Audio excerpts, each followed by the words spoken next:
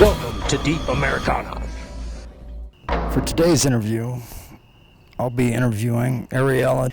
We'll be talking about her making mosaics of Americana, trying to reflect all the mirrored ways that American lives are lived. Without further ado.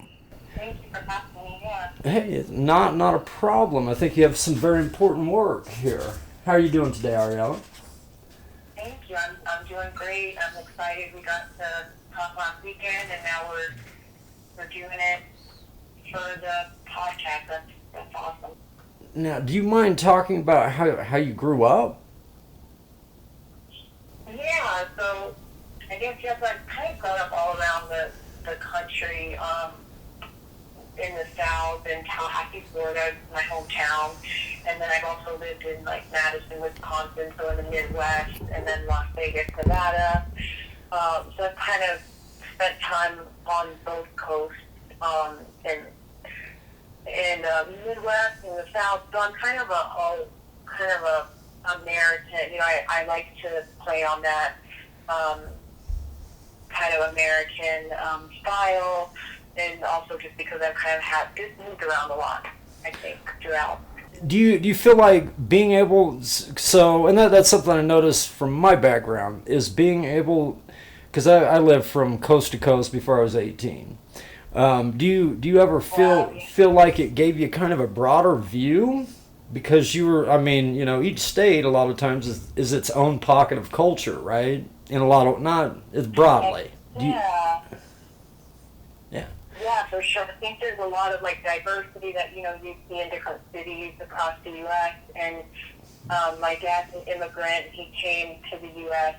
He was born in Iraq. Right. And then they're from Israel, so they're Iraqi, you know, Jewish Jews. But he came to Miami and he came to Florida. So, you know, my mom's from the Midwest and, you know, having traveled. So, yeah, I think it does get kind of a diverse view. You know, like even when you think of Miami, it's so different from like Wisconsin, Minnesota. Oh yeah. Because, you know, it's like very diverse places, and I think it's interesting, you know, and exciting. Mm-hmm.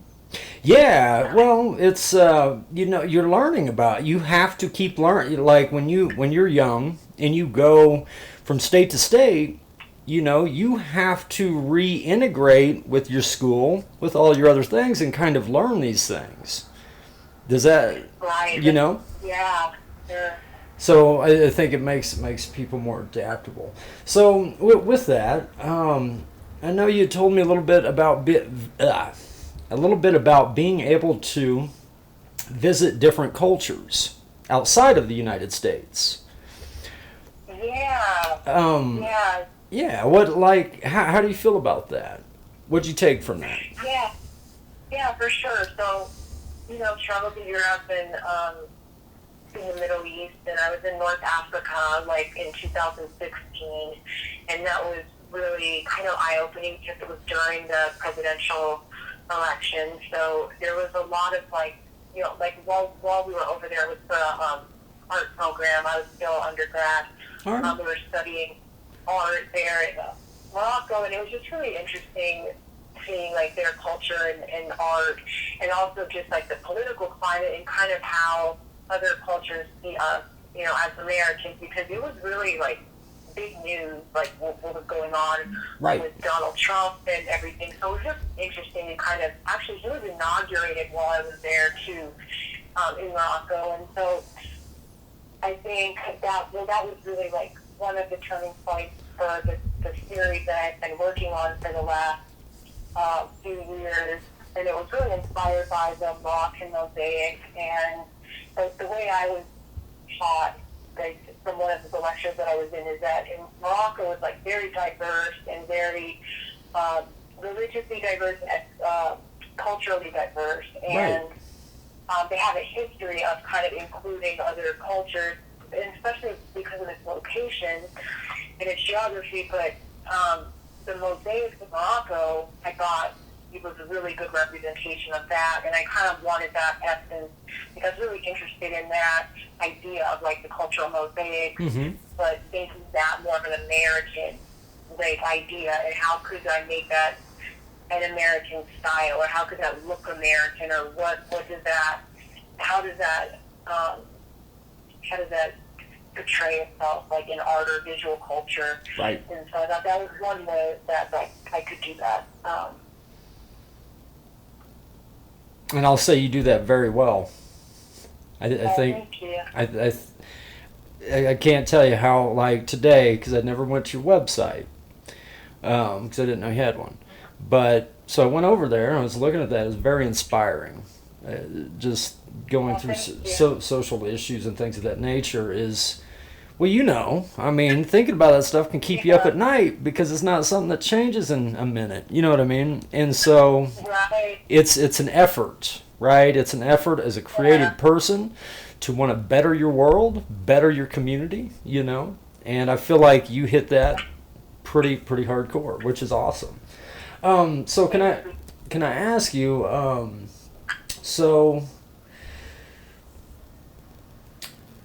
well, we already answered that. Okay, so when I was going to school, I think we talked about this a little bit, right? Is that our instructors told us to not approach politics or religion, right?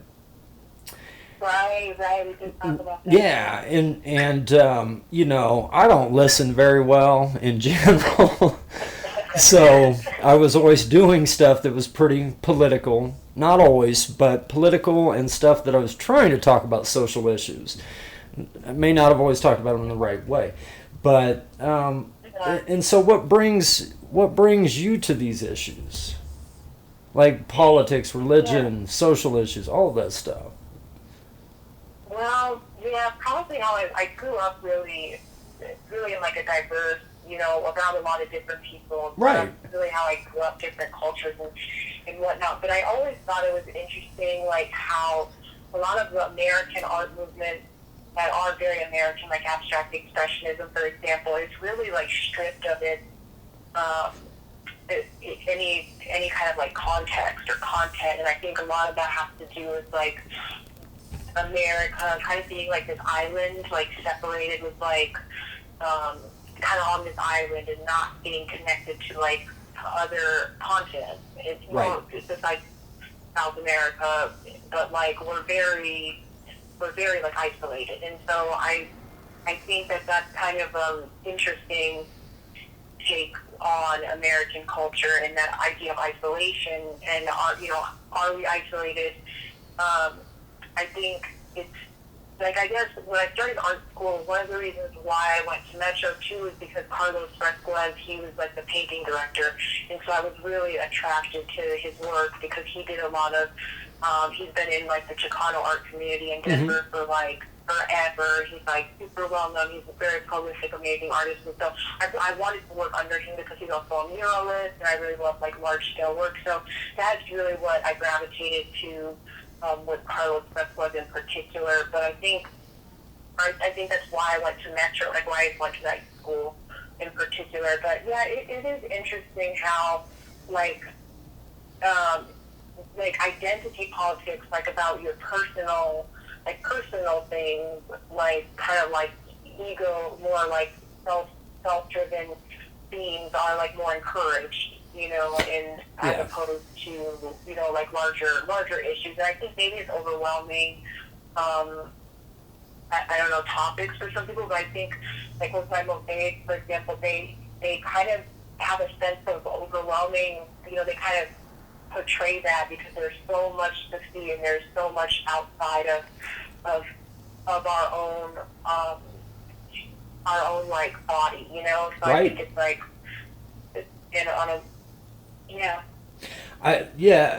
one of the things I really enjoy about your mosaics is I know you had a show at the Pirate Gallery, I think, where we ran into each other there.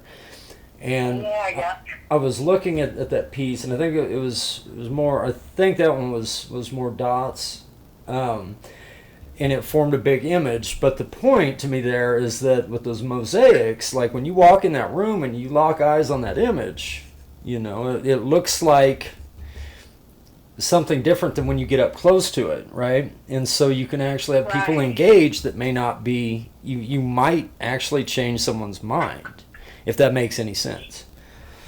Yeah, it could. Yeah, because you're like working with perspective, Right. You know, like literal perspective, and then also like mental perspective. You know, like Oh, yeah. and that's really exciting for me to like any way that I can play with the optical kind of, because you know I feel like I'm like always kind of skeptical at the same time about like just the government and like big this other entities outside of us. On the ground, you know, like I'm always have been kind of skeptical, so I like to play on that elusive kind of quality that you get through visual culture, you know, because it's like, you know, it makes you think, you know, more than if it's just like spoon fed to you, you know, like Right. art that's just kind of Right. If you discover these things, yeah, discover this on your own, you know, and you start actually learning, right? Right, in a way, and then it's like palatable, you know, trying to make something that's palatable and intuitive. So, Yeah. like with the mosaics, for example, like those are, it was a kind of an appropriation of Robert Silver's work, and so Robert Silver's was like, he was an American artist, and he passed away in 2017, which was really interesting because he was like this, from the 1990s, he like trademarked the photo mosaic, and a lot of his work was, it was just like very, his work was super, like he would use small images of like seagulls or flowers or horses or like, and then he would do like portraiture, you know, so it was like very like simplistic, and there was no real like dialogue behind the photo mosaics that he trademarked and created, and so that algorithm and that his process, while I like changed, I work in a different process than him, I like kind of, it's just like I kind of appropriated his style and made it more American in some ways, because I don't know, it's just, it was very, his work is very, there's not much context. Right, it's probably, he had a very cool, yeah, cool. Yeah, no, and that's a very good thing to do. You know, I don't like is using different styles within your own work from other people, bringing things in, I think is one of the best things to do for us as artists to learn and to grow other people's ideas. You got to think, when you come up with an idea, right? What do you want that idea to do? You want it to spread.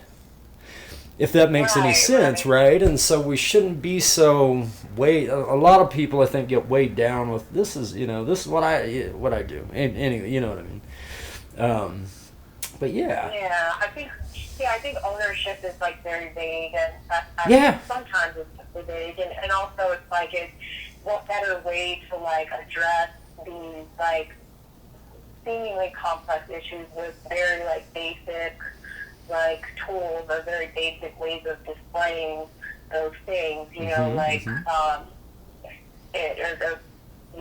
using visual culture to like show, you know, it's kind of like using a lot of iconography, for example, like the Great American Landscape, like that was my thesis work, and it was like the Hudson River School, like of American painters and how they portrayed like the Great American Landscape and what it meant, like moving west, and what that, like, the fertile soil, and like all these ways that we view like land and ownership, and how we see that like almost from like a sublime, like somewhat Christian, like too, you know, like Thomas Kincaid, or like how we see like land and whatnot. And so I was really like kind of mining that land and incorporating like pictures that were actually from that time period that weren't, you know, painted to, while they are beautiful paintings, you know, like, and they're very majestic to look at, like it's also a way, instead of that style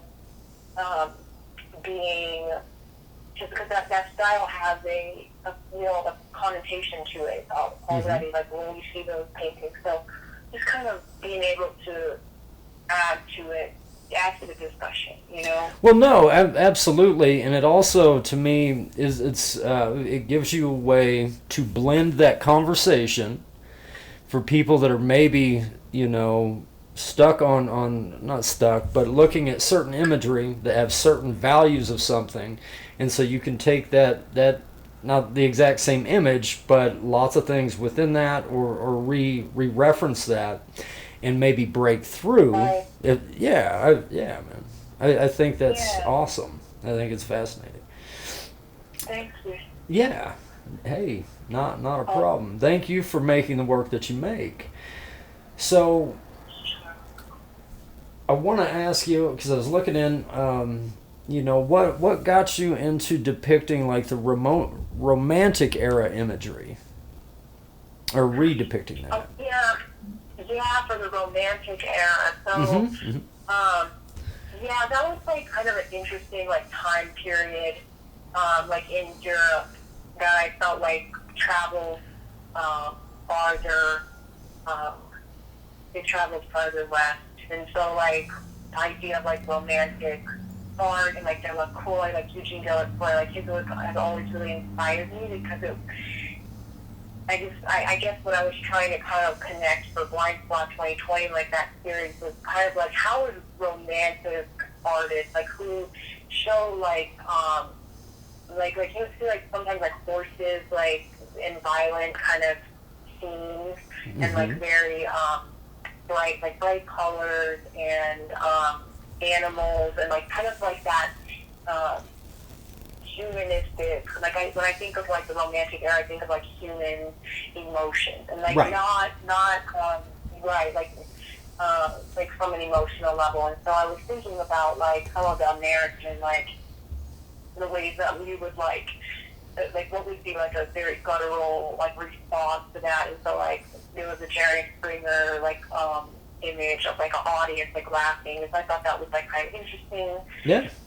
There's some other, so like I use like Windex and other like cleaning products to kind of talk about like the sterilization of art, and sanitizing and whatnot. And it was kind of interesting because like it was really like 2 months after I finished the series that like COVID-19 kind of spread, and like in some ways, and in some ways it was like the idea of like the blind spot was like really evident more now than it was like even when I was creating the work. Right. When I thought about blind spot, because there's like an imaginary spot and like an imaginary or I mean just like the virus itself as being like a dot, but also like there's our own blind spots with social issues and Black Lives Matter, just kind of all of the just everything that's kind of been resurfacing, over again. Kind of every generation kind of resurfaces, but it's like now it's more current. Yeah, super blatant. Yeah. But that was kind of my idea of like romanticism was like more in like the visual arts and how That's awesome. So whenever I came and viewed your work, that was the blind spot stuff in the pirate gallery, right? Right. A pirate contemporary. Yeah. Right. Okay. And it right on. Okay, that makes sense too. Okay. Let me ask you about this. So, and I think we touched on this a little bit here, but one of the things that really I find super refreshing about your work is that you have series about working class people, about minorities. Have you gotten good feedback for this? I mean, have you ever had anyone like freak out about it, or I mean? Yeah, it's kind of weird because like I feel like sometimes like my work might be like considered like political when it's more like it might be like the work that I did, for example, the almighty dollar, Right, like right. there's all these images of like working people and immigrants, and it shows images from like illustrations of slavery in our country, and like migrant workers and factory workers and all types of people. And so it's like those images are so powerful and so they're just so powerful that it's, I guess it has been seen, I think, as controversial, but I don't see it as controversial. I don't myself either. No. It's interesting how that plays itself out. How like any sometimes social issues can come across as being political when it's not necessarily meant to be controversial or anything. But they're honest, images, and it's intended. And also with a lot of my work too, it's like you can't see every picture. There's so many images, and it tells a story, but it's like with storytelling, everyone interprets it different. Right. Like no one can tell. You can't tell a story without the person being told the story, or so it's open to interpretation. But I think my work has been seen as political when the message is very much positive and very and I think that goes to show the power of visual culture and the power of images. Right.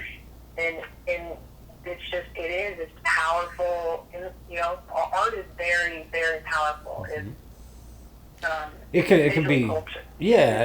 Visual culture. It is super powerful, and there's one of the things with art too that sometimes I forget anyways, is that some of the stuff I feel like can almost be subliminal too in a lot of ways. And I feel like if we keep making this type of work that's addressing these things, that eventually through generations of people it gets across. Yeah, that's just one way to look at it. It's interesting because, like, every generation, for the most part, and I do wonder about, like, art that was being made during the Iraq War, for example. Right. Like, that's what always concerns me about American art, because I feel like a lot of our movements ignore a lot of, like, larger issues and, like, more interesting depths. And I think that has to do with our geography and our culture in itself. Like this, just the way that we operate and kind of our consumer based like ideas, like just how we are as Americans. Right. And also has to our respect for the arts, and so it's like you kind of wonder, like every generation kind of has their own like, this is my fight. For these 50 years, 100 years, and it's like it waves, it comes in waves. And it's kind of, I don't know, like when you look at history, it's like there is a lot of hope there. Yes. But at the same time, you see how much work was done in civil rights, the civil rights movement, and now, you kind of see what's happening, and it's like kind of a bummer, secular feminism was like first, like, right during some of those time periods, like so much change was happening, and then boom, now we're like back to kind of like square one. Well, yeah, it's like we took this step back, which is very depressing and it is very disheartening. But you got to know that before you started making that work, I bet you saw this stuff and said, "Hey, I'm going to make work about this stuff." Right? My point is that we shouldn't stop, because you know what, I'll say this. If you've ever had a cut, or you ever got stitches, or you ever broke your arm, right? You had to heal, and that was probably painful. And that's what we've got going on now. We got to heal, And it's through awareness, like what we're doing right now. It's through the art that you're making, the stuff I make, it's through everybody, really. Yeah. Yeah, sure. Having awareness and consciousness and and being a light, like being I agree. Yeah, like I was, I won't say where this happened, but I was at a liquor store the other day, and I was in line, and there was an African American guy buying some alcohol, and he had someone check on something for him, and this guy right in front of me was like, I don't know why they get black privilege. And I was like, what the fuck? You know, well, check this out. This is where it got the silver lining. That cashier grabbed the dude and said, we don't ever want you back in here again. Oh my God, that is just so intolerant. Like that happened. You know what, that worries me like so much because you never know like how that stuff plays itself. No, you don't. Like person to person, you know what I mean? Like on a personal level, like when that's happening on a human level, like body to body contact. It's terrifying. That's just unfortunately kind of like what our society and you know, and even like in other places, you know, in other places across the world, across the U.S., you know, it's like other cities. I've seen a lot of stuff on social media. Oh yeah. It's just real thin. Social media right now has just been a dumpster fire. Yeah, right. I know.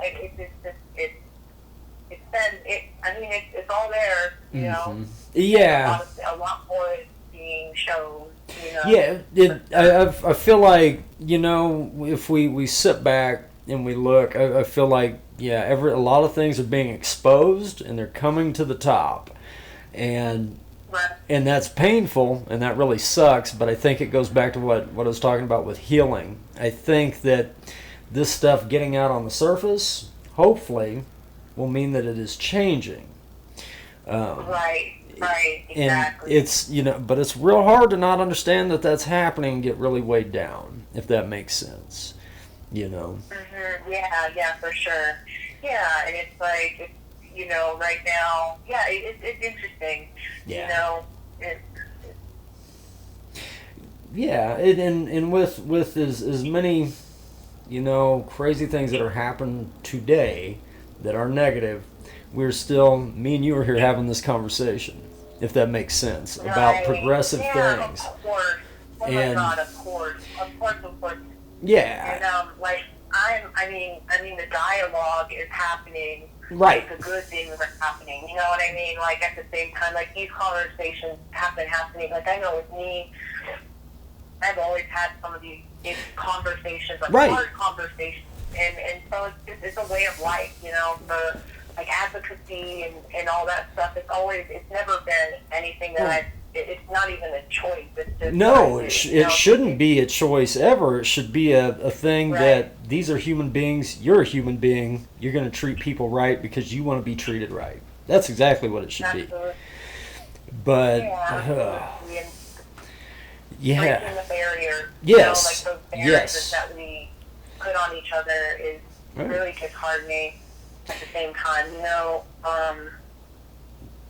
it's good to be able to have, you know, cross-cultural sympathy, you know, and all those things are like really radical ideas, I feel like right now. They are. That a lot of people have maybe never really considered, but I think it's like when I think of Morocco, for example, like their identity is very much a much more similar identity. Like it's so weird to me how one of us can be American and have a completely different experience of the country, and another person, you know, than our neighbor. You know, right? So, like I think we can have more unity in each other as Americans, and so that's why, like, even with my mosaics, like it's almost all over the place. You get this spectrum of imagery, and that's really what America is. It's a spectrum, but it's also to have that empathy and cross, you know, that inclusiveness. Like, well, that's the very basis. So that's the goal. That's the basis of America. Right. Supposed to be, anyway. You know, yeah. You know, and that's the other reason. Like when I look at your mosaics, you have so many images of these things, which leads to having so many perspectives to me of situations, and it makes one image, which is not only very interesting, but it also is a testament to talking about the ideas of community, if you really boil it down, because we're all individuals out here. But if me and you get in a helicopter and we look down at a group of people, it's going to look like a shape. It's going to look like one thing when it's not. If that makes any sense. Yeah. Yeah. It's I don't know. I really hope by the end of and not everything's going to change, but I feel like I see a lot of progress that is happening right now. Yeah. Here in Denver, I think that the police reform things that are happening are supposed to hit in 2023, I believe. Okay. Which is progress. It's not what I want in progress. I want it to happen right now, if that makes sense. But it's all it's a very slow grind. It would appear. Ariella, is there anything you would like to add to our conversation? You're more than welcome. I guess I did want to mention. Yeah, I wanted to mention about from Blind Spot 2020 because you asked about the romantic. Yes. What your new to the romantic area. Yeah, it's also like fight scenes, like I guess violence. Also like something that. Yeah, I guess I feel like that's something that I portrayed in my work in the past, and it's kind of questioning like how violent is our culture, and super violent. What was that? I said our culture is super violent. Right, and so that can work itself out in different ways, like how we see violence, and also like to kind of go back to the Jerry Springer, or one of the early ones I did was like the TV show Cops, and I did like a thumbnail, kind of like a planned out of that show, and it was like kind of the way that we view like shows like Jerry Springer, those things that are in our culture. It might not be physical violence, while that is like very common in our society, in our bodies, and all that, but it's also like kind of like an emotional violence, and so I think kind of the way that we ostracize other people, and like it can be very scary. And can I add something to that? Because I feel I feel like you're talking about a lot of stuff, and to be honest, there, I find it reassuring and inspiring when there, people such as yourself talking about that. Thank you. Yeah. But yeah, and you got a lot of important stuff to say, and I really enjoy hearing you talk about that. Thank you, Rick. Thanks so much for having me. Hey, not a problem. It's been great. And just like that, our time here with Ariella is up. Thank you for joining us for Deep Americana.